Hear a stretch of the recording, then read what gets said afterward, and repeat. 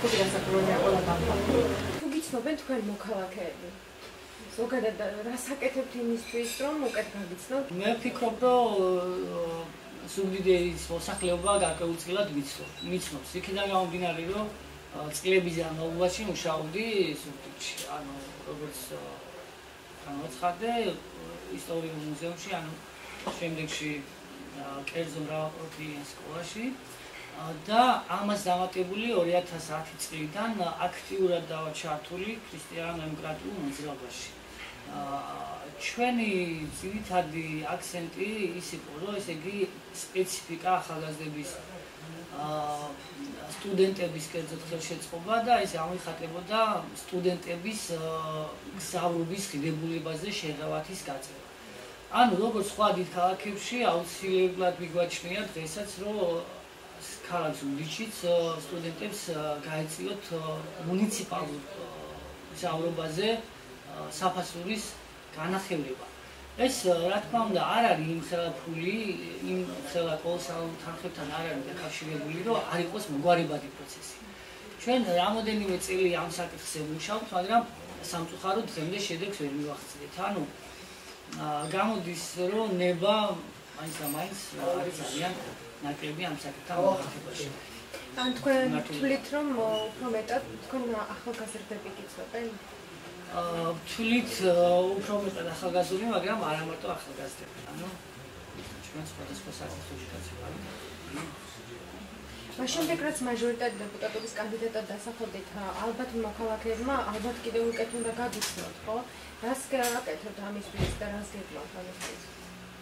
დიახ, მოგახსენებთ, ჩემი მაჟორიტარი კანდიდატად წარდგენის შემდეგ ჩვენ აქტიურად მუშაობთ გავდივართ სოფლებში, ხვდებით მოსახლეობას და ჩვენ გვაქვს მკაფიოდ ჩამოყალიბებული ჩვენი სამოქმედო პროგრამა.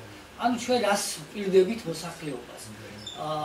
როდესაც გადიხარ სოფლებში და ხვდები მოსახლეობას, მათ უფრო აინტერესებს თუ რა პროგრამა გვაქვს ჩვენ და რას ვპირდებით მოსახლეობას.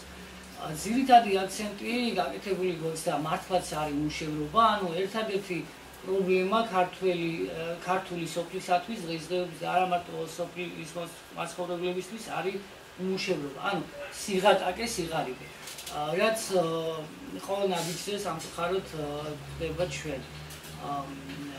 გარდა ამისა არის მოუწესრიგებელი ინფრასტრუქტურა, ანუ გზები, შიდა გზები, რომელიც ფაქტიურად არის განადგურებული და სასწრაფო მიხედვას და გაკეთებას საჭიროებს და ჩვენ მკაფიოდ ვეუბნებით, რომ ესე იგი სიღატაკე და ამის დაძლევა არ არის ადვილი და იოლი, მაგრამ თუ სწორი მიმართულებით დაიქნება ამის ნება, რომ აღმოფხვრათ ეს პრობლემები, არის მისაღწევი და ეს არ არის ისეთი პრობლემები, რომელიც არ იყოს მოგვარებადი. რომელია სწორი მიმართულებები, როგორც შეიძლება? დიახ, მოგახსენებთ, ესე იგი ძლიერი სოფელი არის ძლიერი სახელმწიფო საწინდარი. ანუ ჩვენ ვიცით, რომ დაახლოებით 5 წლის უკან შემოვიდა სამეგრელოში ყველაზე დიდი კომპანია აგროჯორჯია, რომელმაც მიწების უმრავლესობა სამეგრელოში შეისყიდა. ანუ ამით იმის თქმა მინდა, რომ მათ ამ მიწებზე ესე იგი თხილის პლანტაცია გააშენეს. შედეგი არის სახეზე, ანუ შედეგი არ აყენებს არასდროს, მათ იქ შეაქვთ სხვადასხვა მინერალების ასუქები და როდესაც გლეხი 1 ჰექტარ მიწაზე დაუშვათ თხილის მოსავალს ღებულობს 1 ტონას, ისინი ღებულობენ 2 ტონას. ესე იგი, ჩვენ უნდა ხელი შევუწყოთ სოფლის მოსახლეობას, რომ ხელმისაწვდომი იყოს მათთვის ის სასუქები და დროულად, როდესაც გაზაფხულზე აუცილებლად ჭირდება ამ კულტურებს სასუქები, იმ დროისთვის სუბსიდირებული იყოს, დიდი იყოს, უნდა იყოს გახდეს ხიდი, ანუ აფხაზეთსა და საქართველოს შორის უნდა გახდეს ხიდი, ამ პრობლემის მოგვარებაში, რა თქმა უნდა, სახელმწიფომ უნდა ითავოს და უნდა იყოს ძალიან დიდი პასუხისმგებლობა. ჩემი მხრიდან აღვნიშნავთ, რომ ესე იგი ეს არ არის ადვილი პრობლემა, მაგრამ სახელმწიფომ აქ ზუგდიდში უნდა გახსნას რაც შეიძლება მეტი ქარხანა, მეტი საწარმო და ფასები, ანუ ეს იქნება მანდარინის, თხილის ფასი უნდა გაზარდოს ხელოვნურად უფრო მაღალი ფასები უნდა დააწესოს. ანუ აფხაზეთში მცხოვრები გლეხები უნდა იყვნენ დაინტერესებული, რომ თავიანთი საქონელი გადმოიტანონ აქით და უნდა ჩააბარონ ზუგდიდში თავიანთი საქონელი. ანუ ეს რა თქმა უნდა შეიძლება ბიზნესისთვის არ იყოს მომგებიანი, მაგრამ სახელმწიფომ აი ის დანაკარგები სახელმწიფო ბიუჯეტიდან უნდა ჩადოს, იმიტომ რომ ამით შეიძლება აფხაზეთში მცხოვრები როგორც აფხაზების, ისევე ქართველი მოსახლეობა იყოს დაინტერესებული, რომ თავისი საქონელი გადმოიტანოს და ჩააბაროს. თქვენ როგორ გონიათ, როგორ გახდება ეს შესაძლებელი, ეს ოკუპირებული ტერიტორია და ესე თავისუფლად მოხდეს, თქვათ სავაჭრო ურთიერთობა, როგორ წარმოგიდგენიათ ეს, როგორ იქნება შესაძლებელი ოკუპირებულ ტერიტორიასთან? იმედებს რომ დღესდღეობით არის ესეთი პერიოდები, როცა მოქალაქეებსაც კი უჭირთ გადასვლა და გადაადგილება. დიახ, მოგახსენებთ, ესე იგი ამის ლეგალიზება, ანუ აფხაზები და რუსები თავისთავად აშკარად არ გახსნიან იქ მიმოსვლას და ფაქტიურად გლეხებს ყოველთვის ექნება ხელისშემშლელი ფაქტორები, მაგრამ გლეხი ყოველთვის გამონახავს გზებს, რომ ანუ ინტერესი მაინც იქნება, რომ აფხაზებს ინტერესი გაუჩნდებათ, რომ სამეგრელოში ზუგდიდში კერძოდ საქონლის, ანუ მანდარინის, კერძოდ ციტრუსის გასაღების ძალიან დიდი ბაზარია და არის ძალიან დიდი მაღალი ფასები. ანუ ერთგვარად ყოველთვის ექნება თქვათ სურვილი, რომ თავიანთი საქონელი გადმოიტანონ ზუგდიდში. თქვენი პარტიის სლოგანი არის შვილებს განათლება, მშობლებს დასაქმება, პენსიონერებს დაფასება. რა იგულისხმება ამ სლოგანში? მოგახსენებთ, ესე იგი შვილების განათლებაზე, ესე იგი სახელმწიფო ძლიერება გამოიხატება განათლებაზე. ანუ სახელმწიფო უნდა იყოს ორიენტირებული განათლებაზე და რაც შეიძლება მეტი ფული ბიუჯეტიდან უნდა ჩაიდოს განათლებაში. როგორც ვიცით, ესე იგი სახელმწიფო ბიუჯეტი ყოველწლიურად იზრდება. ანუ ჩვენ ვთავაზობთ ხელისუფლებას ის ნამატი, რომელიც ცენტრალურ ბიუჯეტში არსებობს, დამატებით მიმართოს განათლებაზე. ანუ ჩვენი მოთხოვნაა და ჩვენი ხელისუფლებაში მოსვლის შემთხვევაში სტუდენტი, ყველა სტუდენტი 50%-იანი გრანტით იქნება დაფინანსებული. თქვენ თვლით, რომ ამის შესაძლებლობა აქვს ბიუჯეტს? დიახ, ჩვენ თვლით, რომ შესაძლებელია 50%-იანი დაფინანსების გაღება სტუდენტებისთვის. რაც შეეხება პენსიონერთა დაფასებას, რა იგულისხმება? პენსიონერთა დაფასებაში იგულისხმება, რომ პენსია მინიმუმ 2015 წლისთვის უნდა გახდეს 250 ლარი. ესე იგი, უფროსი თაობა, რომელიც ფაქტიურად არის ღირსეულად იყვნენ დაფასებულები, მინიმუმ იმსახურებენ, რომ მათ ჰქონდეთ რეალურად საარსებო მინიმუმი, ანუ პენსიის სახით და ეს თვალისწინებს 250 ლარს. ანუ რაც შეიძლება მზარდი საპენსიო პაკეტი პენსიონერებს. ასევე თქვენი ერთ-ერთი მთავარი სლოგანი არის დაბალეის კომუნალური გადასახადები. როგორ აპირებს ამას ქრისტიან-დემოკრატიული მოძრაობა? აქ საუბარია, რომ გავზარდოთ პენსია, აქ საუბარია, რომ განათლებაში დავეხმაროთ სტუდენტებს, აქ საუბარია იმაზე, რომ დაბალი იქნება კომუნალური გადასახადები. ეს ძირითადად ბიუჯეტიდან მოითხოვს თანხების აქეთ გავებას. საიდან შევეთანხმა ბიუჯეტში? ჩვენი მიზანი ის არის, რომ ამოვისყიდოთ ენერგორესურსები. ანუ ამოვისყიდოთ ენერგორესურსები და ამით ჩვენ ფაქტიურად ელექტროგადასახადს გავაიაროთ. ანუ ამას დამატებული ჩვენს ქალაქში საბედნიეროდ არ არის, მაგრამ დედაქალაქში დენისა და კომუნალური გადასახადი, ანუ ნაგავის ფული არის ერთმანეთთან მიერთებული, რაც არის ძალიან გაუგებარი და არ ხდება ასეთნაირად დენისა და ნაგავის ფული ერთდროულად ერთმანეთთან მიეკუთვნება. თქვენი პარტია 2009 წელს არის დაარსებული. რომ გადახედოთ და რომ თავარი მიღწევა თქვენი პარტიის და ასევე კიდევ შეცდომებზეც რომ ვისაუბროთ, რომელსაც თქვენ თვლით რომ არის პარტიის შეცდომა. გათვალისწინებით იმისგან, რომ ესე იგი ჩვენი პარტია, ანუ ფრაქცია ძალიან მცირე რაოდენობით არის წარმოდგენილი პარლამენტში, უამრავი რამ გააკეთა, თუნდაც სოციალურ საკითხებზე, ჯანდაცვის საკითხებზე, ესე იგი განათლების სფეროში თუნდაც წიგნები, რომლებიც დღეს უხასოდ ურიგდებათ მოსწავლეებს, ანუ გარკვეულ კატეგორია მოსწავლეებს არის ჩვენი პარტიის დამსახურება.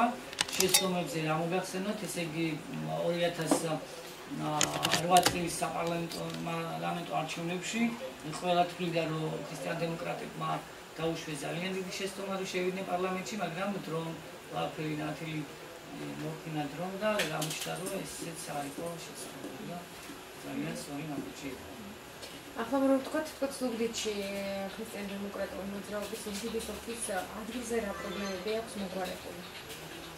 მის საქმიანობას რა შეეხება? დიახ, მოგახსენებთ, ზუგდიდში ჩვენს ორგანიზაციას აქვს უამრავი საკითხი მოგვარებული, კერძოდ ხდებოდა, ესე იგი, სოციალური საკითხებს ეხება, ის იყო სარეიტინგო ქულების პრობლემა, ანუ ადამიანებს, რომლებსაც უკანონოდ მოეხსნათ, ესე იგი, დახმარება, ანუ სიღარიბის ზღვარს ყოფ ადამიანებს დახმარება და ჩვენი განცხადების და ჩვენი მოქმედების შედეგად უამრავ ადამიანს ისევ აღუდგინეთ სოციალური დახმარება. ძირითადად ეს შემიძლია რომ მოახსენოთ. ზოგიერთი პოლიტიკური სუბიექტი სამეგრელოში საუბრობს განსაკუთრებულ ზეწოლაზე, რომელიც არის სამეგრელოში. თქვენთან რა მდგომარეობა არის, თუ განიცდით ზეწოლას და რა შეგიძლია თქვათ ამ საკითხთან დაკავშირებით? რაც შეეხება ზეწოლას, ჩვენ არ გრძნობთ ამას, ამ ზეწოლას ეხლა მესმის საუბრობენ გადამეტებულ ზეწოლაზე, მაგრამ ეს შემიძლია თქვა, რომ ცოტა გაზვიადებულიც კია. ასე იგი, ჩვენი პარტიის მხრიდან არანაირი ძალიან დიდი ბოდიში, გაზვიადებულში რას გულისხმობთ? ანუ არის და იმას ազვიადებენ თუ საერთოდ არ არის და მე კონკრეტულად ჩვენს პარტიაში, ანუ ჩვენს აქტივისტებს არანაირი ზეწოლა არასდროს არ გქონიათ, არანაირი მხრიდან და ეხლა სხვაგან რა ხდება, ანუ იმაჩნია, რომ ზეწოლა მაინც არ არის. ძალიან ხშირად არის, რომ თქვენს პოლიტიკურ პარტიას მოიხსენიებენ ფსევდოოპოზიციადაც. ამასთან დაკავშირებით ასე. დიახ, მოგახსენებთ. ხშირად ისმის ბრალდებები, რომ თითქოს და ჩვენ ვართ ფსევდოოპოზიცია, მაგრამ მოგახსენებთ, რომ ეს ასე არ არის. ანუ ჩვენ ვართ კონსტრუქციულები და ესე იგი, აი ეს არის ამის მიზეზი. ანუ ჩვენი ძირითადი მიზანია ქვეყნის გამთლიანება, ქრისტიანობაზე დაფუძნებული ტრადიციების შენარჩუნება, აღდგენა და ესე იგი ფაქტიურად ჩვენ ვართ ის გუნდი, ის ძალა, რომელიც აბალანსებს სიტუაციას. ანუ ერთი სიტყვით ვართ კონსტრუქციულები და ეს კონსტრუქციულობა ხშირ შემთხვევაში გამიხარდება და ამას ნათლავენ თითქოს და ფსევდოოპოზიცია ვართ ჩვენ. აი კიდევ რომ განვიმარტოთ და კონკრეტულად რომ ვთქვათ, დაბალანსებაში რას გულისხმობთ? ცდილობთ ხელისუფლებასთან კარგი ურთიერთობა იქონიოთ? თუ აი რო და განვიმარტოთ. ჩვენ ცდილობთ როგორც ხელისუფლებასთან იქონიოთ კარგი ურთიერთობა, აგრეთვე ცდილობთ ოპოზიციასთან იქონიოთ კარგი ურთიერთობა. ანუ ჩვენი ძირითადი მიზანი არ არის კამათი, ანუ კამათში გამარჯვება, არამედ არის კამათში გამოსავალის ძიება. ანუ ჩვენი ძირითადი მიზანია დემოკრატიული და დასავლური ღირებულებებზე ორიენტირებული სახელმწიფოს ჩამოყალიბება. აქვე რომ შეაფასოთ წინასაარჩევნო გარემო, რამდენად თანაბარ პირობებში იმყოფებით პოლიტიკური პარტიები? დიახ, მოგახსენებთ, ანუ თანაბარ პირობებში ნამდვილად არ იმყოფებით, არსებობს ორი პოლარიზებული ჯგუფი. ერთი ნაციონალური ხელისუფლება, ანუ მოძრაობა, რომელიც სახელისუფლო ერკეტები გააჩნია, ანუ უზარმაზარი ზალა, მეორე მხარეს დგას ქართული ოცნება, რომელსაც გარკვეულწილად გააჩნიათ რესურსები და ჩვენ რა თქმა უნდა მოკრძალებული საარჩევნო თანხებით წარმოებთ ჩვენს კამპანიას, საარჩევნო კამპანიას. ამდენად ძალთა თანაფარდობა არსებობს, მაგრამ ჩვენ ძალიან დიდი იმედები გვაქვს, ჩვენ გავდივართ სოფლებში, მოსახლეობა ძალიან დადებითად და თბილად ღებულობს და იმედი გვაქვს, რომ ესე იგი ჩვენ გარკვეულ შედეგს დავდებთ ამ არჩევნებში. ხშირად არის საუბარი იმაზე, რომ ზუგდიდში არის ორი მთავარი კანდიდატი მაჟორიტარი დეპუტატობის, ეს არის როლან დახალაია და ირაკლი ალასანი. როგორ აფასებთ თქვენ შესაძლებლობებს და ვინას მიიჩნევთ თქვენ კონკურენტად? ჩემთვის ორივე ძლიერი კანდიდატია. ძნელია ახლა როლან დახალაიას გაუწიო კონკურენცია.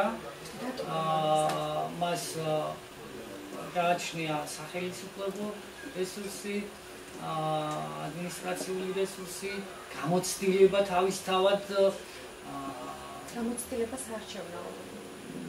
გამოცდილება საარჩევნო რა თქმა უნდა არ აქვს, მაგრამ ასაკი თავისას შვება, ასაკი თავისთავად სიბზნეს აგროვებს, ხვეწილობას აგროვებს.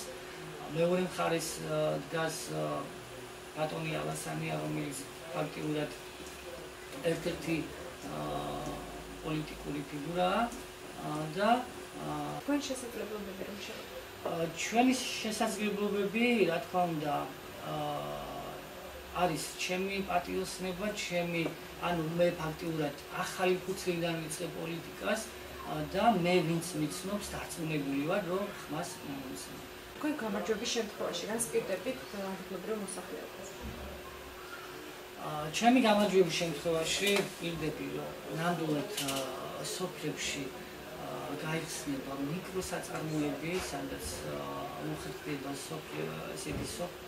გლეხის მიერ მოწეული საქმის ჩაბარება.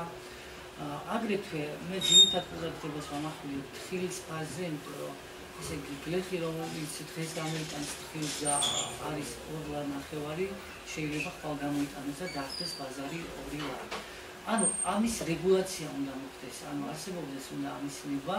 ეს არ არის ისეთი პრობლემა, რომ დღეს არის 2.5 ხვალ 2 ლარი, აი ეს არ იყოს მოგვარებადი და სტაბილურობა იქნეს ამ შენარჩუნებული, ეს არის მისაღწევი პრობლემა და მე ვპირდები, რომ გლეხი, რომელიც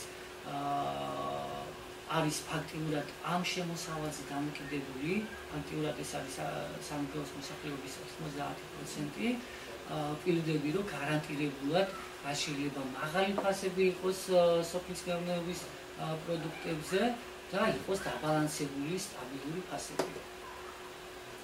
და ბოლოს, რატომ გონიათ, რომ ქრისტიან-დემოკრატიული მოძრაობამ ზუსტად თქვენ დაგასახელათ ზუგდიდში მაჟორიტარი დეპუტატობის კანდიდატად? დიახ, ეს ზამარტივი შეკითხვა, ალბათ იმიტომ, რომ ესე იგი ჩემი პატიოსნებიდან, ჩემი ისტორიიდან, ჩემი შესაძლებლობის და გამო